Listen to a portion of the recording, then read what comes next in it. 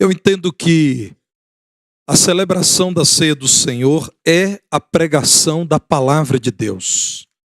De algum modo, cada ato da ceia do Senhor é um ponto do sermão cujo grande tema é o amor de Jesus Cristo por nós. Mas ainda faço mais uma aplicação de tudo aquilo que celebramos aqui no texto de João, capítulo 10, versos 17 e 18, que passarei a ler agora. Por isso, o Pai me ama, porque eu dou a minha vida para a reassumir. Ninguém a tira de mim, pelo contrário, eu espontaneamente a dou. Tenho autoridade para entregar e também para reavê-la. Este mandato recebi de meu Pai. Os fariseus a quem Jesus respondia nesse momento, muitas vezes agiam como mercenários. Nem todo fariseu era um mercenário. Muitos fariseus, partido religioso que publicamente reafirmava a sua confiança nas Escrituras, se tornara legalista. Estavam mais interessados na posição que alcançaram do que na mensagem, no serviço que podiam prestar ao povo de Deus. Jesus, com autoridade, ao falar aos fariseus, disse que muitos daqueles abandonaram o povo de Deus porque deixaram de ensinar a verdade e tantas vezes estavam mais interessados na fama, nos recursos que eram concedidos do que nas pessoas. Em João 10, no verso 12, Jesus sabe que esse é um alerta a ser dado aos líderes religiosos daqueles dias. João 10, 12, ele diz: o mercenário que não é pastor, que não cuida da ovelha, o mercenário a quem não pertencem as ovelhas, vê vir o lobo, abandona as ovelhas e foge, então o lobo as arrebata e dispersa. O mercenário foge porque é mercenário e não tem cuidado com as ovelhas. Jesus diz isso a uma audiência composta de gente que queria achar alguma falha na fala dele e jamais encontraram. Queriam pôr Jesus em aperto e jamais conseguiram. Jesus então, com toda a autoridade, diz: vocês agem como agem, porque vocês não são pastores que cuidam de ovelhas. Vocês são mercenários que cuidam da causa própria. Porque o bom pastor é aquele que cuida. E cuidado, irmãos, aqui é sinônimo de direção.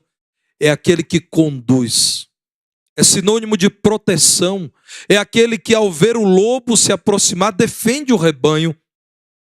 É sinônimo de suprimento. É aquele que alimenta as ovelhas. Então Jesus diz: vocês me acusam de heresia, vocês me acusam de blasfêmia, mas eu tenho sido bom pastor. Conheço as necessidades das minhas ovelhas. E a maior necessidade delas é de redenção. Eu estou pronto a dar a própria vida por minhas ovelhas. O mercenário não fará isso. Ao ver o inimigo, o lobo que deseja atacar o rebanho se aproximar, como ele pensa só em si, ele abandona as ovelhas. O bom pastor não. O bom pastor dá a vida pelas ovelhas. No verso 14, Jesus diz: eu sou o bom pastor por isso. Eu conheço quem crê em mim. Eles me conhecem. Verso 15, assim como o Pai me conhece a mim, e eu conheço o Pai e dou a minha vida pelas ovelhas. E diz mais: ainda tenho outras ovelhas, não deste aprisco.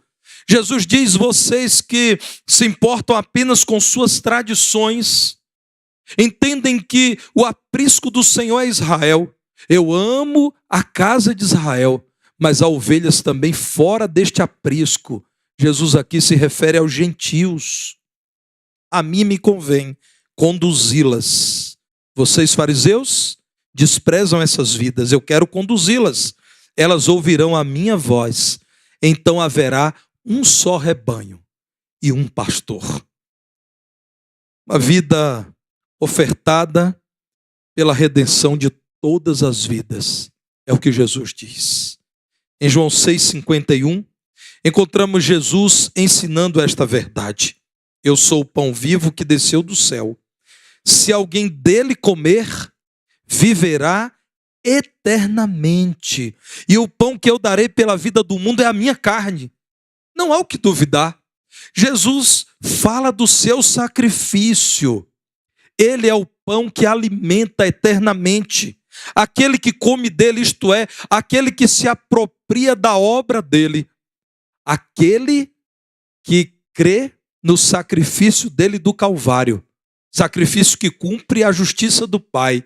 Será alimentado pelo Senhor eternamente. O pão que eu darei pela vida do mundo é a minha carne. Jesus diz com todas as letras: se quero que o mundo inteiro seja alcançado, muito embora saibamos que nem todos no mundo inteiro crerão, Jesus diz: eu estou pronto a dar a minha carne pelo mundo inteiro.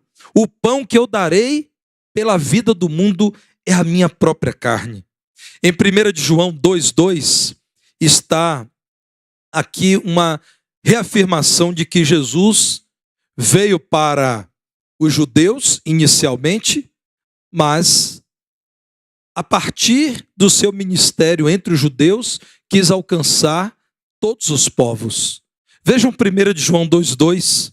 Ao falar de Jesus, João diz: ele é a propiciação, ele é a oferta pelos nossos pecados, e não somente pelos nossos próprios, mas ainda pelos do mundo inteiro. É claro que isso aqui não é base para a famigerada doutrina do universalismo, que diz que todos ao final serão salvos. Não é disso que a palavra de Deus está dizendo. Diz a palavra de Deus que Jesus é uma oferta suficiente para salvar o mundo inteiro. No mundo inteiro. Ninguém poderá, ao ser julgado por Deus no final, dizer que o sacrifício dele foi destinado apenas aos judeus.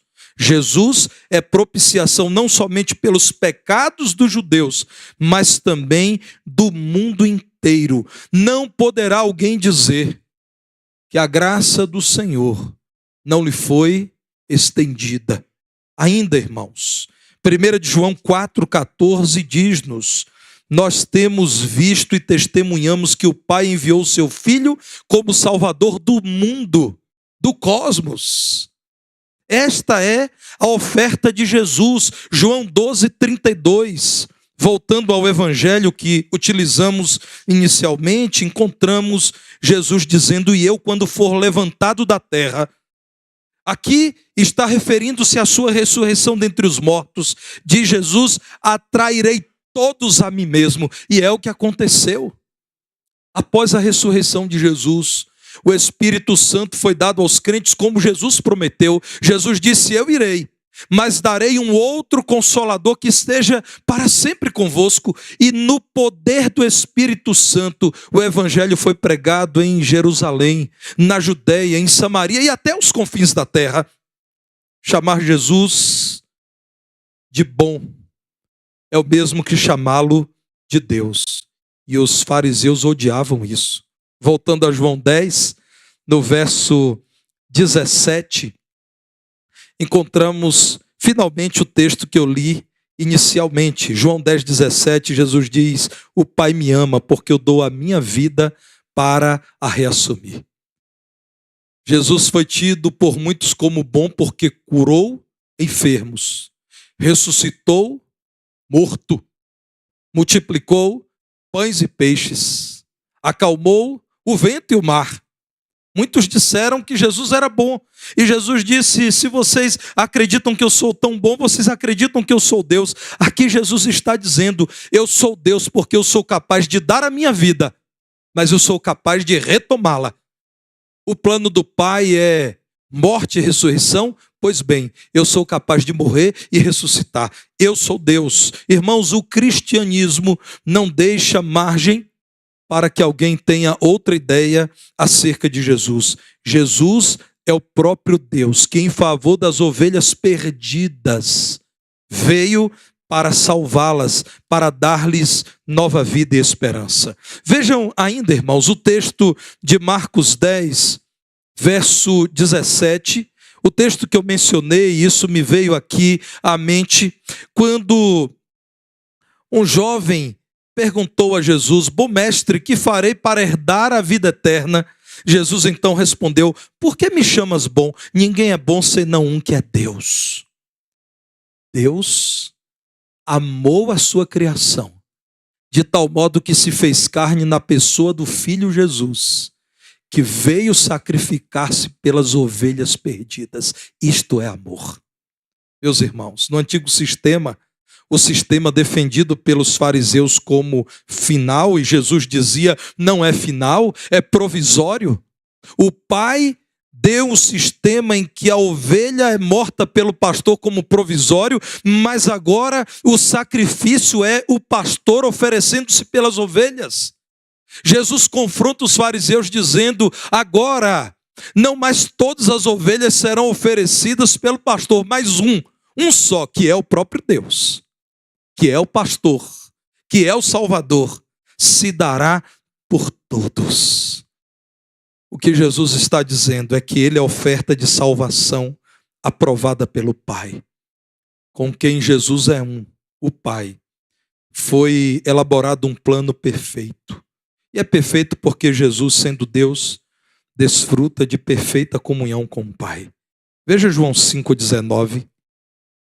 Em João 5,19 encontramos a palavra de Deus dizendo o seguinte: em verdade vos digo, que o Filho nada pode fazer de si mesmo, senão somente aquilo que vir fazer o Pai, porque tudo o que este fizer, o Filho também semelhantemente o faz.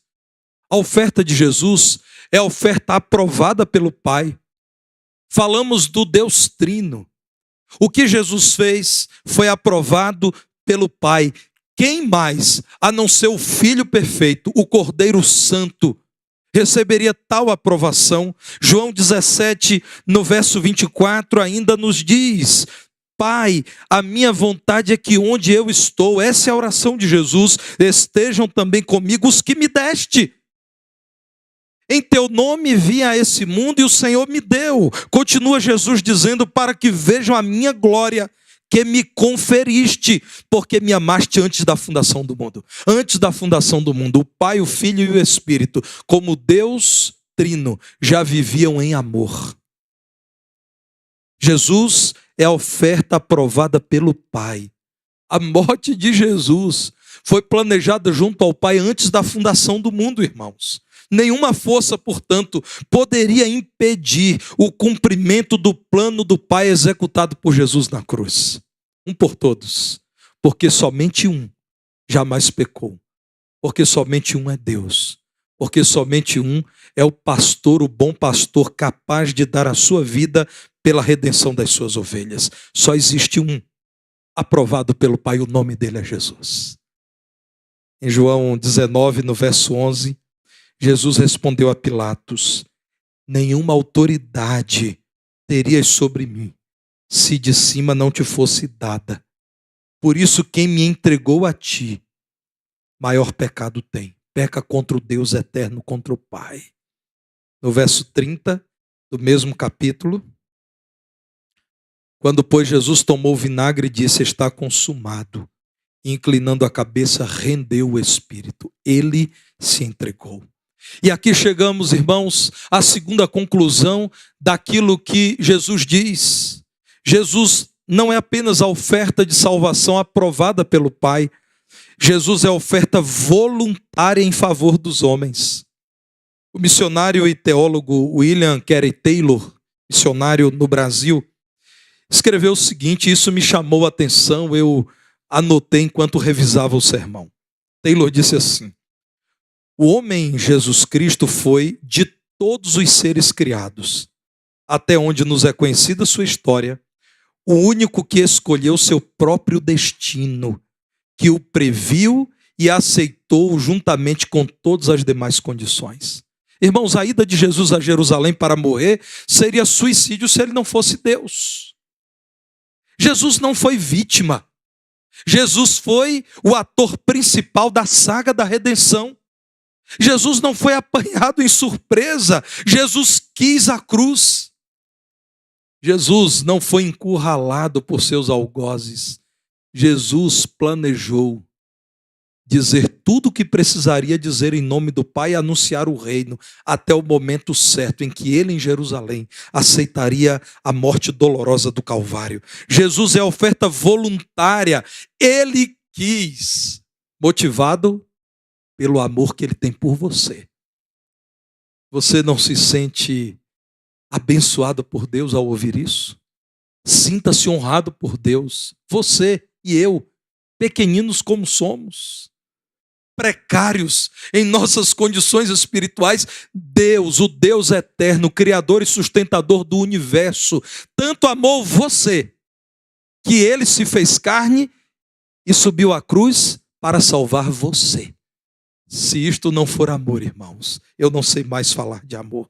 Jesus foi motivado por amor, foi motivado por sua vida. Você é ovelha do aprisco do bom pastor. Ele se importou com sua vida. Ele te viu condenado. Ele te viu escravizado. Ele te viu perdido. Ele te viu desgarrado e errante, sem pastor. Ele, o sumo pastor, se entregou porque ele quis salvar a sua vida. Mas Jesus também estava motivado pela certeza da vitória.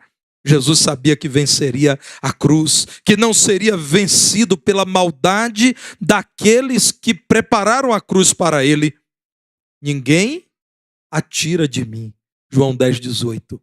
Ninguém tira a minha vida. Pelo contrário, eu espontaneamente a dou. Voluntariamente Jesus quis cumprir o plano do Pai. Jesus diz: eu tenho autoridade para entregar a minha vida porque sou Deus e para reassumi-la quando quiser. Estou fazendo isso porque o Pai me deu este mandamento. Meus irmãos, Jesus é a oferta aprovada pelo Pai, o único. Jesus é a oferta voluntária, voluntariamente se entregou por todos. Mas Jesus também é a oferta suficiente. Como é importante que você considere a doutrina bíblica correta. Jesus morreu uma vez pelos pecadores. E isso é suficiente, porque não faltou coisa alguma que ele deveria fazer para que você tivesse esperança de salvação. A nossa luta como igreja de Jesus Cristo, a igreja dos salvos, como a palavra de Deus diz, a universal Assembleia dos Santos, é por dizer à humanidade: não queiram acrescentar coisa alguma à obra de Jesus, porque fazendo isso vocês diminuem a suficiência de Cristo. Ajoelhar-se por quilômetros, sacrificando o próprio corpo, tentando atrair a atenção de Deus, é diminuir o sacrifício de Jesus. Ele fez tudo, não faltou coisa alguma. O sacrifício aprovado pelo Pai foi suficiente. Jesus se entregou por você. Mandar buscar água do Jordão. Ter que fazer compromisso financeiro. Algo que signifique que você completará a obra de Jesus no Calvário, é um desprezo à obra de Jesus. O que você precisa para ser salvo, você precisa crer em Jesus e nada mais. Jesus é tudo. Sim, meus irmãos, estamos hoje celebrando uma oferta suficiente. Morreu de uma vez para vencer definitivamente o pecado. E Satanás sabe disso. É que os homens não sabem. E Satanás, mentiroso, enganador, sagaz como é, tem prazer em ocultar essa verdade das pessoas. A uns ele diz: você precisará voltar a esse mundo muitas vezes para se melhorar. A outros ele diz: você precisará praticar boas obras, dia após dia, tantas, para que, quem sabe, ao final da vida tenha alguma esperança. A outros ele diz: você precisará confiar na sua bondade, na sua moralidade. A outros ele diz: você precisará frequentar um lugar sagrado num país distante. A outros ele ainda diz: você precisará surrar o seu corpo. precisará encomendar a sua alma e deixar pessoas preparadas para pagarem por um serviço religioso após a sua morte. E assim, meus irmãos, Satanás, aproveitando-se da ignorância espiritual, diz aos homens: não é verdade que o que Jesus fez é suficiente. É muito pouco acreditar que um homem, há 2 milênios, morreu na cruz, e isso é tudo. Vocês acreditarão em tão pouco? Assim que Satanás age. Mas nós sabemos que não foi pouco que Jesus fez. O próprio Deus assumiu a forma de homem. Ele sentiu tudo o que um homem pode sentir. E mais, sendo santo, não poderia em algum momento dizer: tudo isso de algum modo é punição pelos meus erros. Ninguém jamais sofreu ou sofrerá algo semelhante ao que Jesus sofreu. Sendo santo, foi penalizado, humilhado, rejeitado publicamente, e isso é suficiente. Agarre-se a Jesus, porque ele venceu o pecado definitivamente, mas ele ressuscitou, comprovando que o sacrifício dele não era apenas uma apoteose, era parte de um plano cuidadosamente elaborado nos céus. Ele disse que daria vida e reaveria a sua própria vida. E assim ele o fez. Portanto, estamos falando de um plano suficiente, de um sacrifício suficiente, de um Salvador suficiente. Atos 2, verso 32.